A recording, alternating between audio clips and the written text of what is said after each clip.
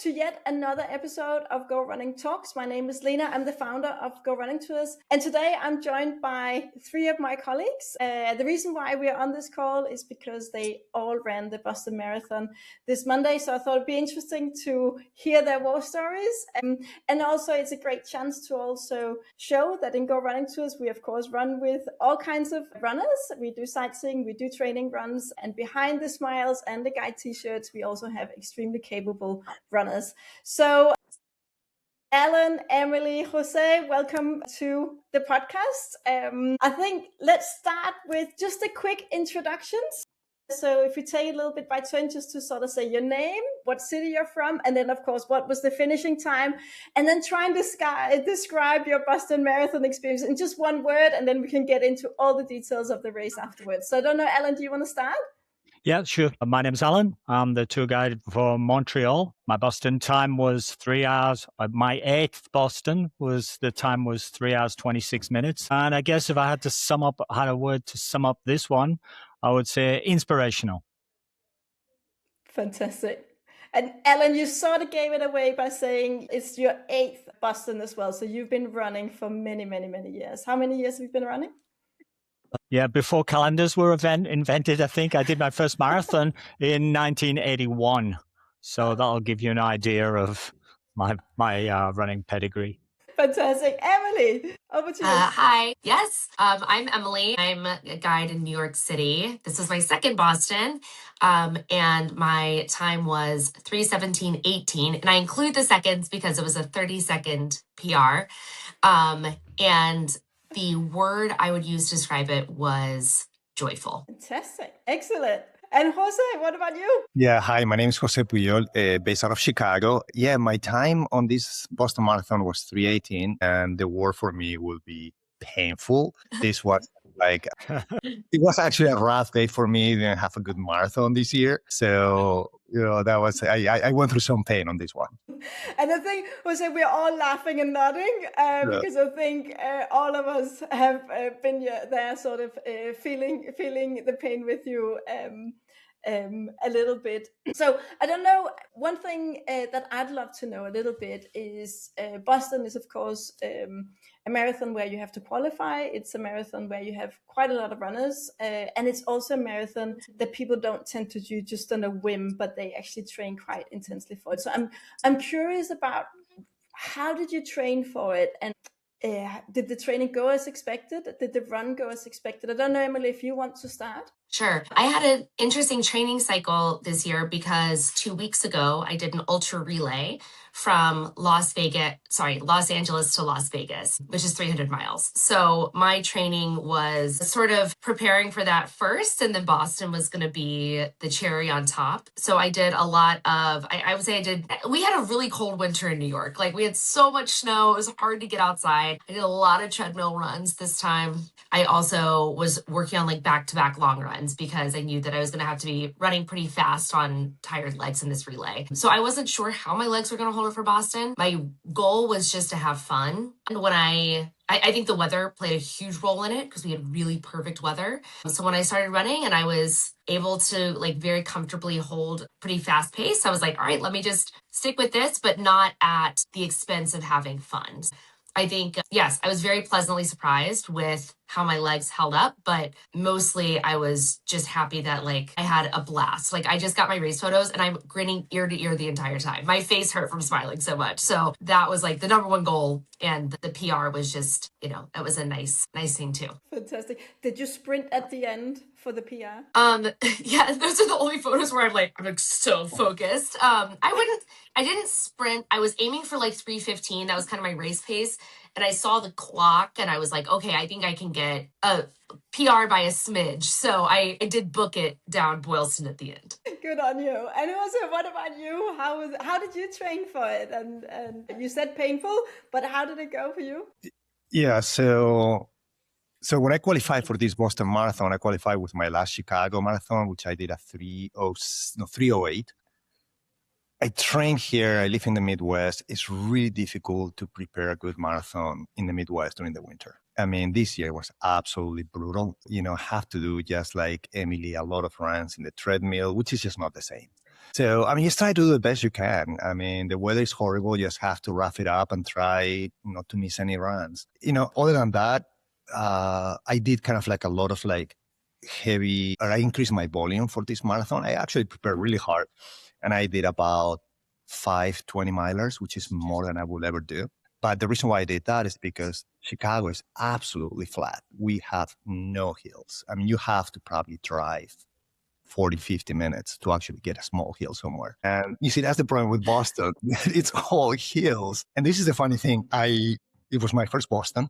I always do flat marathons, and my quads were absolutely destroyed to a point that I was actually welcoming the hills versus the downhills. On every downhill, I was going through so much pain on my quads. And that's really what kind of like killed me on this one. That's why I say painful. You have to train hills for Boston. Well, that was good. I mean, I enjoyed it, and still, not the time that I was looking for, but it's a big queue, so it guarantees me my entrance in Boston next year. Well, I definitely gonna do it again, and I'm gonna find hills to train this time.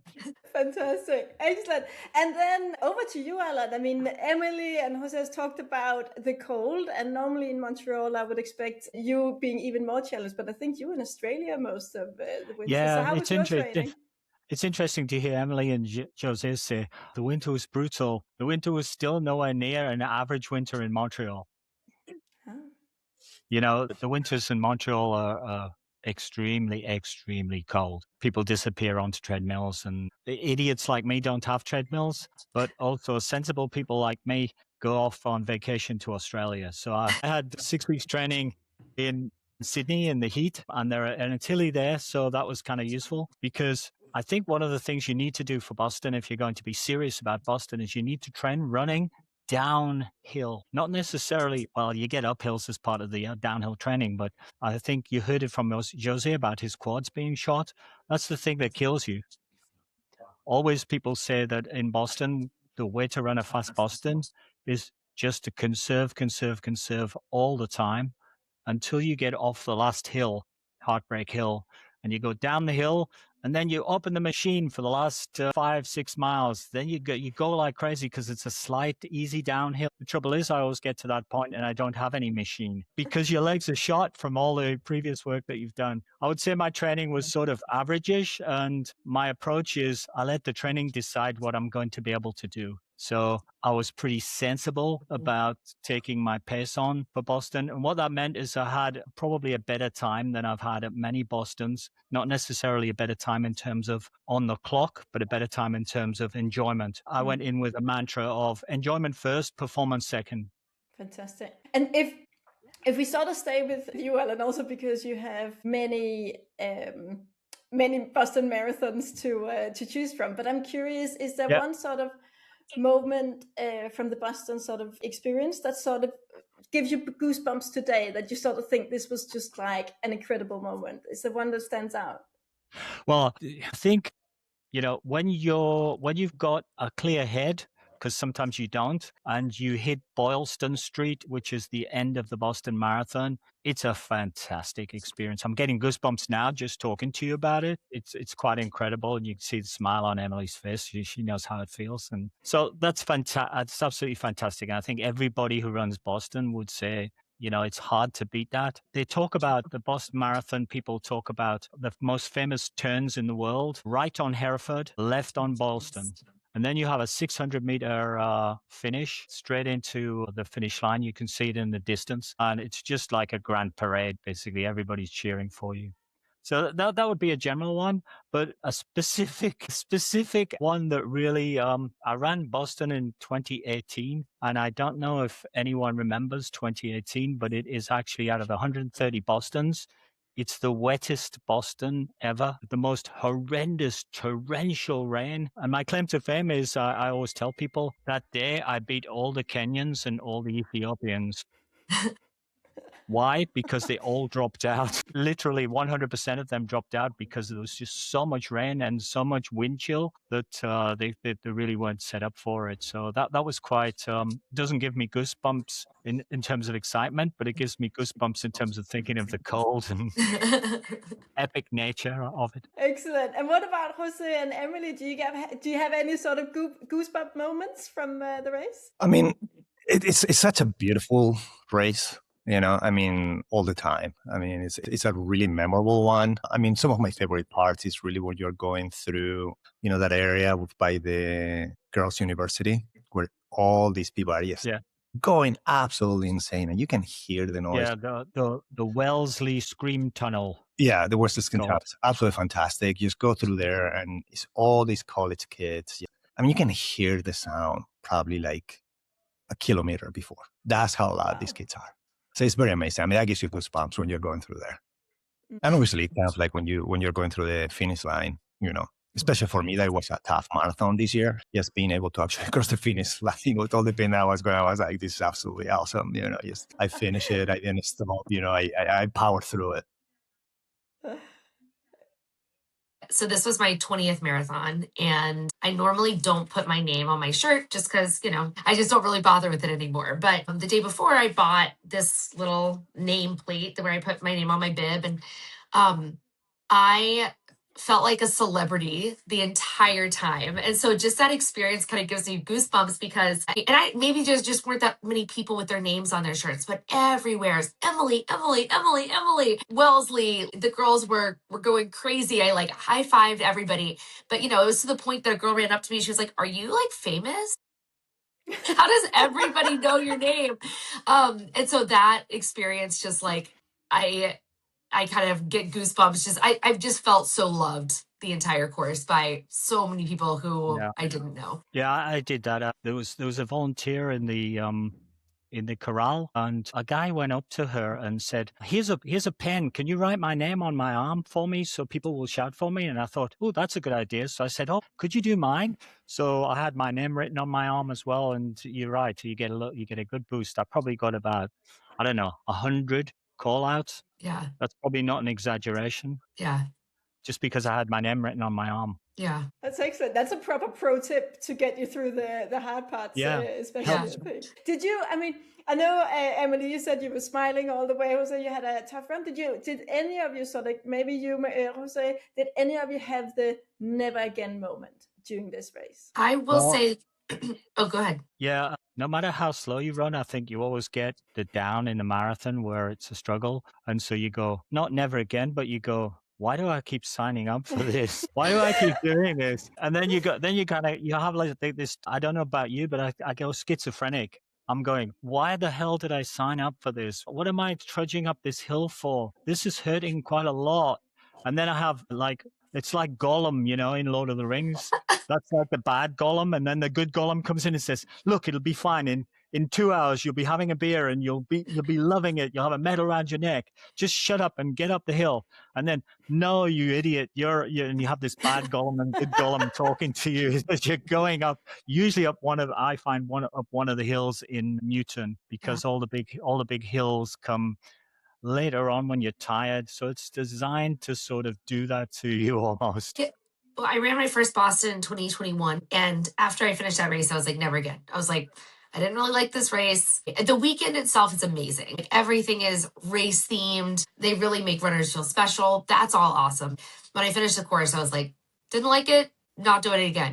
And then I qualified and I was like, okay, fine. Like, I'll do it again. And I had so much fun this time. I would not say this time I had any like dark nights of the soul. Shout out to Morton caffeinated gels. I don't know what's in those, but they keep me going. But, you know, like Jose, I BQ'd again. So like maybe next year I'll have that experience of like, okay, I'm done with Boston. But for now, I'm still riding the Boston high. And, you know, I had a hard marathon this year, but I still want to do it again.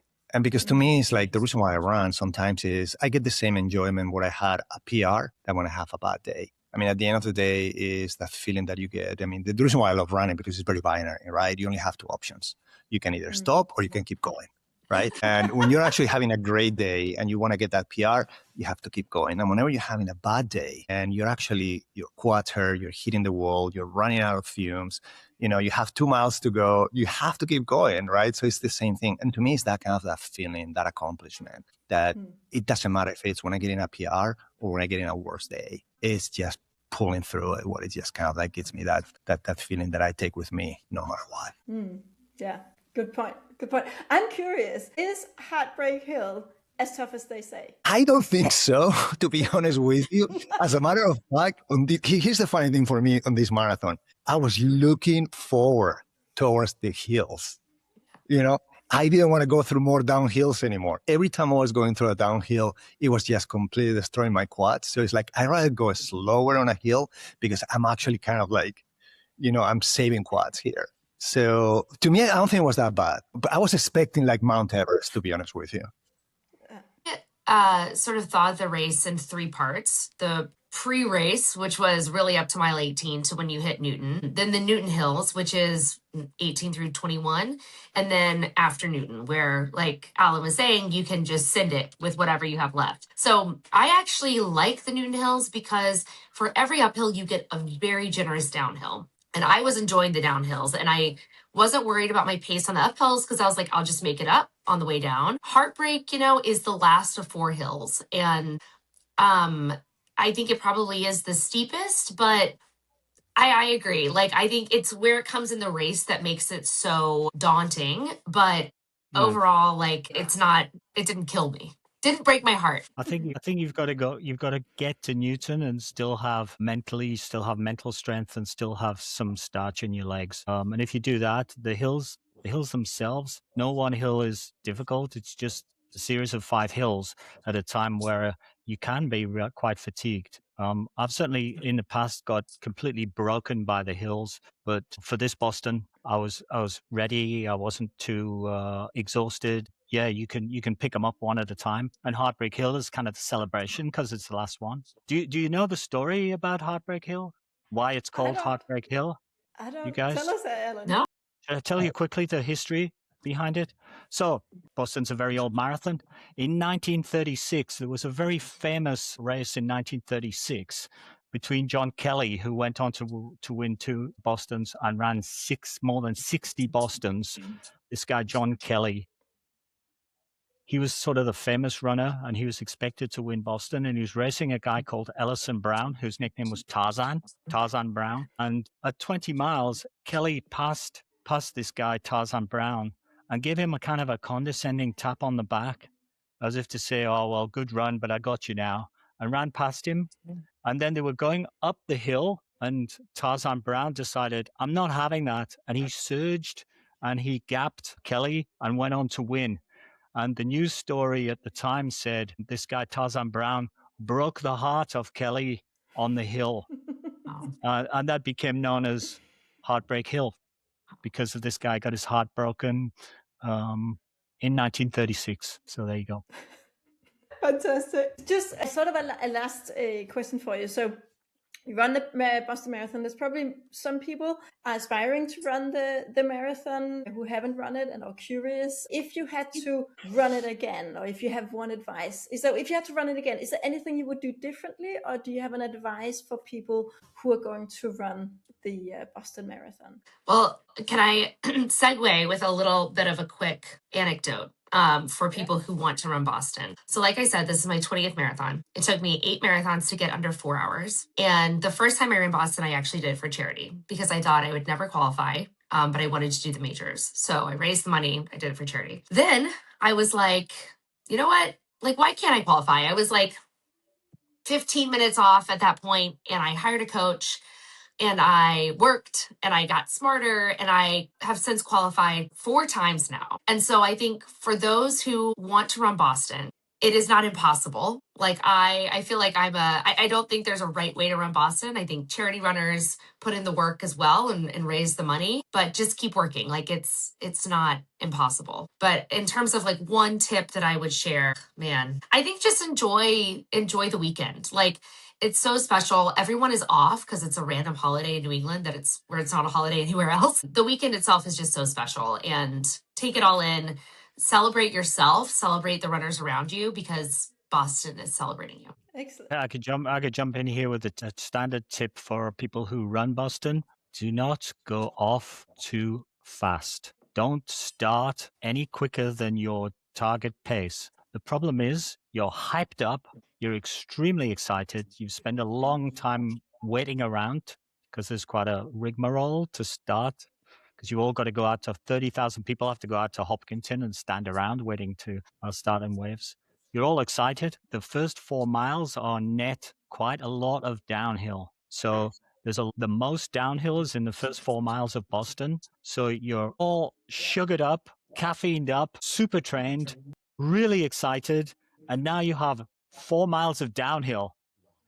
Almost everyone goes out faster than their intended pace. And what you do is you do like Jose was just describing. You put fatigue into your quads. You don't actually find out how much fatigue you put into it until you get to Newton Hills at 20 miles. But in fact, you ruin your Boston Marathon in the first 4 miles. Yeah, I definitely echo that. Be careful at the beginning. I went way too fast and I paid the price. I destroyed my quads. You just don't feel it. It just, and here's the other thing that my problem, I run without a watch or without any kind of like timing device. I like to run by feeling. So, not a good idea on this one. But my recommendation to people will be kind of like similar to what Emily said. I mean, guys, dream big. Just try to make it, try to qualify or do a charity. It's a great event if you love running. It's such a celebration. It's the oldest marathon in the world. Dream big, try to make it. It's a lot of fun. Fantastic. Yeah, it's very much a marathon it's very much a marathon for marathon runners, because everybody has had to qualify. You're standing in a corral waiting to start. And I did this one year. I was asking people what their qualifying times were, and they were all within 10 seconds of mine. You're basically running with a whole group of people who are exactly the same runner as you, which is kind of amazing. There's not this big difference between you because you're all set up in corrals at your specific pace. So it's quite a celebration if you're a diehard runner. It's definitely Mecca, and you should try to go. And it is wild to that point. Like, say it's wild to Alan's point, because I was wave 4, corral 1, and only in Boston does a 3:17 get you like back of the pack. That's a good point. But I also, when replicated, Emily, was when you finished the race and then you wrote to everyone on Slack, you shared that you finished Boston, and you just said that the atmosphere was incredible or unmatched, I think, or the vibes were unmatched.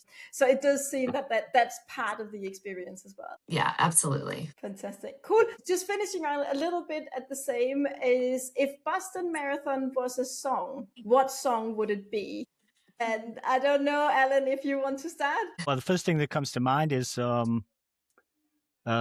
Kate Bush, Running Up That Hill. Do you know the song? It was made famous recently by Stranger Things. Mm-hmm. But one of the lyrics in it is, if I only could, I'd make a deal with God and I'd get him to swap our places. I'd be running up that hill with no problem. That's at the end, it says, with no problem. Fantastic. Excellent. Jose, do you have a song in mind? Yeah, for me, it definitely would be Blitzkrieg Bop by the Ramones, because like the first 5 miles are just like Blitzkrieg, they're fast. It's just a blitz. Excellent. And Emily? I think for me, the one that kept going through my mind this weekend was Monday Morning by Fleetwood Mac. It's Monday morning, you should look fine. Friday, you've got traveling on my mind. I feel like it was just very like I was traveling Friday, But it's one of the only marathons, maybe the only marathon I know of, that is on Monday morning. Mm. And so that was kind of my vibe going into it, just looking forward to Monday morning. Excellent. Cool. I have nothing else. I want to first of all, I want to congratulate you guys. I think incredible achievement. You've obviously run the marathon not just once, but several times, and you're experienced marathoners, but really well done in yet another Boston Marathon. I can see, Alan, you're sitting with your medal. It's fantastic. So congratulations, and also thank you for taking the time to share your experiences. And of course, anyone who listens, if you want to run with Alan, Emily, or Jose, you simply can book yourself on a run in Montreal, in New York City, Chicago, and then you'll have Boston Marathoners pick you up at your hotel. So thank you. Thanks a lot, guys. Thanks for joining, and congratulations once again. Bye. Thank you. Thanks, guys. Thanks. Bye. Congrats all. Gotta go, go, go.